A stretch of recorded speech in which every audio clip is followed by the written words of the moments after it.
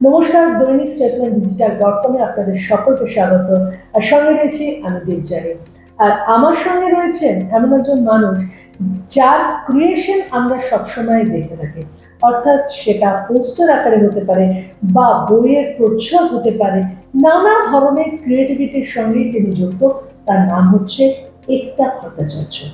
আর সামনেই আসছে নারী দিবস, তাই এনারা সেই দিবসকে কি সত্যি মনে করেন কোনো দিবস আমাদের জন্য আছে বা কোনো দিবস আমাদের জীবনের প্রয়োজন আছে কিনা, সেই নিয়েই একটা ক্রিয়েশন নিয়ে আজকে আমাদের আড্ডা। তোমাকে প্রথমেই জানাই আমাদের চ্যানেলের তরফ থেকে স্বাগত। ধন্যবাদ, অনেক ধন্যবাদ। আচ্ছা একতা, প্রথমে যে জিনিসটা প্রশ্ন করব, এই যে 8 তারিখ 8 মার্চ কোট আনকোট নারী দিবস, ছোটবেলায় না এটার একরকম একটা ব্যাপার হতো আর কি। তারপরে দেখেছি যখন স্কুল কলেজ পেরিয়ে অফিসে এসে এই নারী দিবসে পার্টিকুলার একটা দিন ভীষণভাবে আর কি নারীদেরকে যত্ন করে গিফট দেওয়া বা তাদেরকে স্পেশাল ভাবে খাওয়ানো এবং বলে দেওয়া হতো আজকে কিন্তু ওদের কিছু বলো না, আজকে নারী দিবস। সত্যিই কি তুমি এটা বিশ্বাস করো? এটা না আমার দুটো ভার্সন আছে নিজের মধ্যে। একটা হচ্ছে আমরা এখন তো মানে নারীরা যেভাবে সব স্তরে কাজ করছে, প্রত্যেক দিনই ওই যেটা আমাদের একটা ক্লিশে উত্তর, প্রত্যেক দিনই নারী দিবস, প্রত্যেক দিনই আমরা স্পেশালভাবে আমরা জীবনযাপন করা শিখে গেছি। এবং আরেকটা যেটা মনে হয়, যেটা আরেকটা পার্সপেক্টিভ আমার মনে হয়, যে একদিন যদি একটু স্পেশাল ফিল করি বা স্পেশাল ফিল করাতে চায় লোকজন, তাতে অসুবিধাটা আবার কি আছে। তো আমার এই দুটো ভার্সনই আমার কাছে ইকুয়ালি ইম্পর্টেন্ট। এখনও আমার ইন্ডাস্ট্রিতে আমার যারা সঙ্গে কাজ করছে তারা ম্যাক্সিমাম পুরুষই কাজ করছে এই ডিপার্টমেন্টে। মানে তো খুব কম সংখ্যক দেখাতে পারবেন মহিলা আছে, অবভিয়াসলি আছে, কিন্তু পুরুষদের সংখ্যাই বেশি। এবার সহযোগিতা অসহযোগিতা দুটোই থাকে। প্রথম যখন আমি শুরু করেছিলাম, কোট আনকোট কিছু পুরুষ মানুষই বলেছিল যে মেয়েরা কিন্তু এই ফিল্ডে খুব একটা কিছু করতে পারে না। অনেকে বলেছিলেন তোমার তো কোনো গডফাদার নেই, কিন্তু এগুলো কিন্তু কোনো মহিলারা আমাকে বলেনি, পুরুষরাই বলেছিলেন যে কোনো গডফাদার নেই, তুমি কত দূর এগোবে দেখো। আরেকজন আমার মনে আছে বলেছিলেন, বাবা ব্যারাকপুর থেকে সেরকম তো মনে হয় না খুব একটা কিছু পারবে, সাউথ কলকাতায় থাকলে তাও হয়তো কিছু একটা করে সুবিধা হতো কাজ করতে। হ্যাঁ, মফস্বলের একটা এখান থেকে এসে এসে কি করেই বা পারবে। তো এইগুলো আমাদের পুরুষদের থেকেই শুনতে হয়েছে, কিন্তু ওই আর কি, আমি কোনোদিন প্রতিবাদ করিনি। আমি হাসি মুখে শুনেছি এবং তারপরে হাসি মুখে কাজ করে যাচ্ছি এখনো, 13 বছর হয়ে গেছে। এই যে পোস্টার বা এই যে তোমার যে ক্রিয়েশন গুলো, এই কাজটার প্রতি তোমার ভালো লাগা বা ভালোবাসাটা কিভাবে হয়েছে? আমার চিরকালই আমার ইন্সপিরেশন সত্যজিৎ রায়।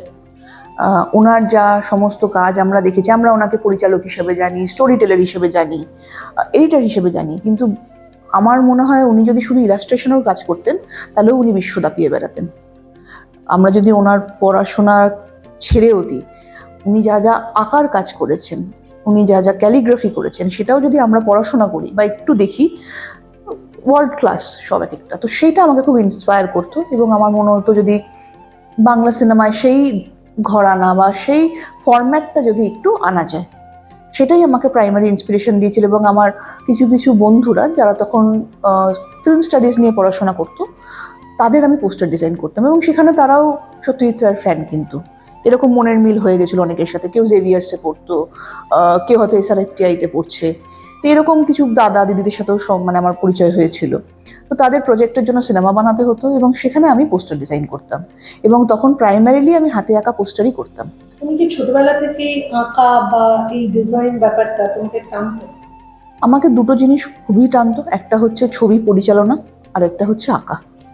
ছবি পরিচালনাটা কোথাও গিয়ে আমার মনে হলো একটা পয়েন্টের পরে যে এটা ভীষণ কঠিন কাজ এবং অনেক দিন শিখতে হয়, সেই সময়টা আমার হাতে ছিল না। কারণ যেটা হয় আমাদের বাঙালি বাড়ি বলি বা বাবা মায়েদের তো একটা টেনশন সবসময় থাকে, একটা অনিশ্চয়তা আমাদের জীবনে কিভাবে আসবে, আমরা কি চাকরি করব। তো যদি আমি, আমার সেকেন্ড ভালোবাসা হচ্ছে আমার আঁকা, তখন আর কি, তখন আমার মনে হলো আঁকাটাকেও আমি এমনভাবে করবো যাতে আমি সিনেমার সাথে একটা যোগসূত্র খুঁজে পাই। তো আমি সিনেমার পোস্টার করা শুরু করলাম। তুমি যখন প্রথম এরম ভাবে বন্ধুদের সঙ্গে মানে পরিচিত মানুষের তাদের ছবি পোস্টার করছো, এইটা দেখতে দেখতে ফার্স্ট একটা ব্রেক বা বড় অফার কি হলো? আমি প্রথমেই আমার এটা সৌভাগ্য, আমি প্রথম থেকে খুব গুণী মানুষদের সাথে কাজ করতে পেরেছি। যে নাটকের কাজও যদি আমি করে থাকি, প্রথমে আমাকে ফাল্গুনী চট্টোপাধ্যায় ডাকেন এবং উনি কিন্তু আমাকে ফার্স্ট বলেছিলেন যে আমার মানে জিজ্ঞেস করেছিলেন যে আমার প্ল্যান কী জীবনে। তখন আমি অলরেডি খুব টেনসড বলতে পারো, আপসেট বলতে পারো। তখনই ব্যারাকপুর থেকে একদম সেই কাজ হয়। হ্যাঁ, রেগুলার আমি ট্রেনে ট্রাভেল করি এবং আমি কিন্তু তখন আমার বাবা মায়ের গাড়ি ইউজ করতাম না, কারণ আমার মনে হয়েছে বাবা মায়ের গাড়ি ইউজ করে তো স্ট্রাগলটা হবে না। আমি ট্রেনে ট্রাভেল করতাম, ট্রেন এবং মেট্রো। মেট্রো, হ্যাঁ, তারপরে তোমার এখানে যেখানে আমার মিটিং করার থাকতো বা যাদের সাথে যা দরকার থাকতো সেভাবে কাজ করে আবার ফিরে যেতাম। প্রথম অফারটা সেইভাবে প্রথম অফার আমি ওই যে বললাম, আমি ফাল্গুনী চট্টোপাধ্যায় আমাকে বললেন যে তুমি কি প্ল্যান, তখন আমি বললাম যে স্যার আমি অলরেডি MBA এর প্রিপারেশন নিচ্ছি, আমি হয়তো অন্য স্টেটের কিছু কলেজে চান্স পেয়ে যাব, এর মধ্যেই আমি চলে যাব। উনি ফার্স্ট আমাকে বলেছিলেন তুমি কোথাও যেও না, তুমি লম্বা রেসের ঘোড়া। কিন্তু তখন অলরেডি বিভিন্ন নাটকের কাজ, সৌমিত্র চট্টোপাধ্যায়ের সঙ্গে পরিচয়, পৌলমী চট্টোপাধ্যায় করিয়ে দিলেন, কালমৃগয়া বলে একটি নাটকে কাজ করলাম। মানে নাটকের পোস্টার প্রচন্ড নাটকের, মানে ওই সময় দাঁড়িয়ে আমি 25টা নাটকের দল অল ওভার ইন্ডিয়াতে যুক্ত হয়ে গেলাম। অল ওভার ইন্ডিয়া, সেটা ব্যাঙ্গালোর, দিল্লি, সব জায়গায় তাদের পোস্টার তাদের নাটকের পোস্টার করলাম এবং নাটকের পোস্টারের পুরো ডেফিনেশনটাই একটু আলাদা করে করার চেষ্টা করলাম, মানে যেরকম তথাকথিতভাবে হতো ওরকম না, একদম চেঞ্জ করে দেওয়া। সেখানেও হাতে একা ইউজ করেছি অনেক, সুজন মুখার্জি, সুমন মুখোপাধ্যায়, দুলাল লাহিড়ী, শান্তিলাল মুখার্জি, চন্দন সেন, কার সাথে কাজ করিনি, সবার সাথে কাজ করা হয়ে গেছে, এখনো করে যাচ্ছি। নাটক আর বইয়ের প্রচ্ছদ হচ্ছে আমার নিজের একটা ভালোবাসার জায়গা, মানে ওটা আমার কোম্পানির কাজ না। আমি আগের বছরও 3-4টে বড় বড় নাটকে কাজ করেছি, গার্গী রায়চৌধুরী, তারা সুন্দরী করেছি, চৈতি ঘোষালের রক্তকরবী করেছি, বিপ্লব বন্দ্যোপাধ্যায়ের 2টো নাটক করেছি, শান্তিলাল মুখার্জির সঙ্গে কাজ করলাম, মানে আমি করে যাচ্ছি, নাটকের কাজ আমার কনস্ট্যান্ট চলে। চ্যালেঞ্জ তো প্রতিটা কাজেই থাকে। এখনো করা কোন পোস্টার যেটা মনে হয় না এটা মানে লোকে আমাকে অন্যভাবে ভাবতে দিচ্ছে বা নিজের কাছে নিজের মানে এরকম একটা ডায়লগ মনে হয় শোনা যায়, জানেন তো, ছবি নাকি ভালো হয়নি, ছবি ঝাপসা, কিন্তু একটার পোস্টার হিট।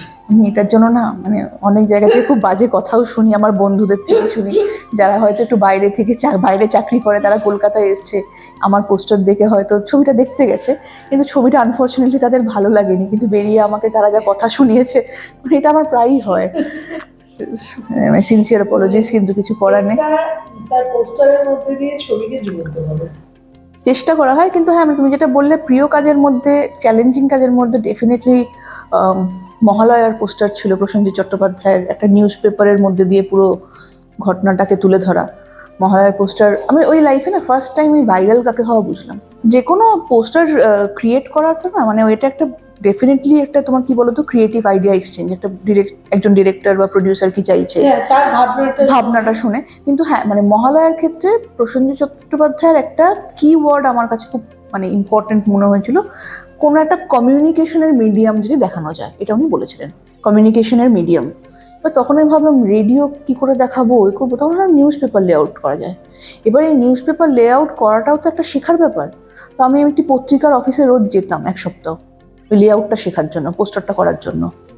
তো তারপরে ওটা হলো এবং বিজ্ঞাপন যেরকমভাবে পুরোনো দিনে আসতো, আমি সেরকম আবার সেই ব্র্যান্ডের থেকে পারমিশন নিলাম, যাতে পরবর্তী ক্ষেত্রে কোনো অসুবিধা না হয়। সেরকমভাবে একদম পুরোনো দিনের বিজ্ঞাপন দিয়ে মানে পুরো অথেন্টিক একটা নিউজ পেপার লেআউট তৈরি করলাম। এবং যেদিনকে রিলিজ হলো, মানে আমি ওই বললাম তো ফার্স্ট বুঝলাম ভাইরাল হওয়া কাকে বলে। ইট ওয়াজ অল ওভার, মানে এমন প্রশংসা। আরেকটি পোস্টার খুব প্রশংসা পেয়েছিল, কেদারা, বিসমিল্লার টিজার পোস্টার, আবার ইন্দ্রদীপ দাশগুপ্তর। ওটা বিসমিল্লার টিজার পোস্টার ডেফিনেটলি অনেকটা ইন্দ্রদীপ দাশগুপ্তর আইডিয়া।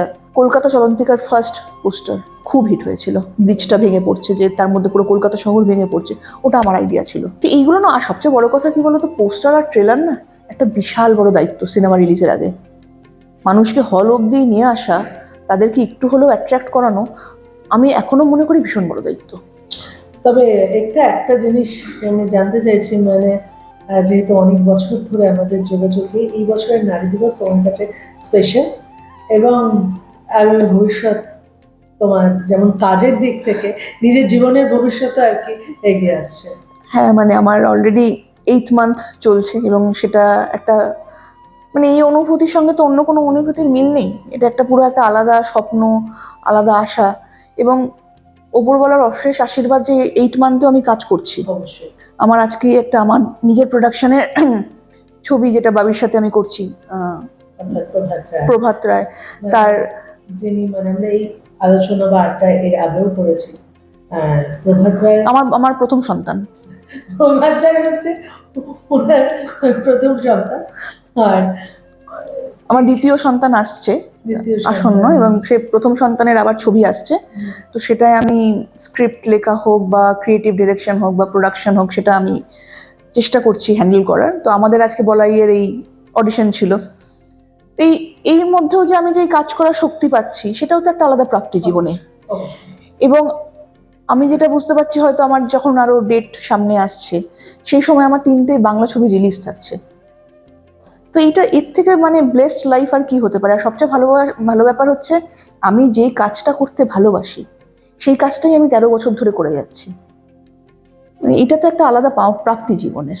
একদম শেষে যেটা জানতে চাইবো, নারী দিবস আমরা বলি যে আমাদের জন্য প্রতিটা দিন, কিন্তু তবুও যে সমস্ত মহিলারা একটা মনের ইচ্ছে আছে সেটাকে প্রেজেন্ট করতে পারছেন না, তারা তাদের কাজে এগিয়ে যেতে চায়। তা তোমাকে দেখে ধরো অনেকে ভাবছে এখন তো অনেক মেয়েরাই আর কি নানা ধরনের কাজ করছে, এই পোস্টার ডিজাইন, তোমার সঙ্গে ছেলেদের পাশাপাশি এখন মেয়েরাও প্রচুর ভাবে কাজে এগিয়ে আসছে, তাদের উদ্দেশ্য তুমি কি বলবে? আমার একটা পার্টিকুলার সেকশন আছে আমার কোম্পানি, সেটা আমি আরো ডেভেলপ করার চেষ্টা করছি। তার নাম সই। সইয়ে আমরা কি করি, এমন এমন মহিলাদের সাথে কোলাবরেট করে বা যুক্ত হওয়ার চেষ্টা করি যারা হয়তো অন্য কাজ করেন, মানে হয়তো অন্য সেক্টরে কাজ করেন, ব্যাংকে কাজ করতে পারেন, টিচার হতে পারেন, হাউসওয়াইফ হতে পারেন, কিন্তু তাদের দিনের 1-2 ঘন্টা তারা যেন আমাদের সাথেও কাজ করে। সেটা তাদের রান্না শেষ হওয়ার পরে হতে পারে, বাচ্চাকে টিউশন থেকে ফিরিয়ে আনার পর হতে পারে। যদি এমন কোনো কেউ থাকেন যারা ডিজাইনার হতে চেয়েছিলেন কিন্তু হতে পারেননি, তাদের সাথে আমরা কোলাবরেট করে এইভাবে কাজটা করি যে ওই 1-2 ঘন্টা তারা শুধু আমাদেরকে দিক। 2 ঘন্টা না পারলে 1 ঘন্টা করুক, কিন্তু তাদের যেন স্বপ্নটা আমাদের এই সঙ্গে যুক্ত হয়ে যেন বেঁচে থাকে। এইটা আমি একটা ভীষণভাবে লাস্ট 2 বছর ধরে একটা ডেভেলপ করার চেষ্টা করছি। এখন আমাদের সাথে অলরেডি 10 জন কাজ করছে বিভিন্ন প্রান্ত থেকে। শিলিগুড়ি আছে, বীরভূম আছে, মেদিনীপুর আছে, বারুইপুর আছে। তো এরকম অনেক। এবার এটাকে না আমি আরো ডেভেলপ করার কথা ভাবছি। হয়তো আমি একটা নতুন উইং স্টার্ট করব আমার কোম্পানিতে, যেখানে তারা হয়তো আরো নতুনভাবে নিজেদের যে এই যে ইচ্ছেগুলো, যেগুলো হয়তো কোথাও গিয়ে চাপা পড়েছিল, সেগুলোকে প্রকাশ করতে পারবে।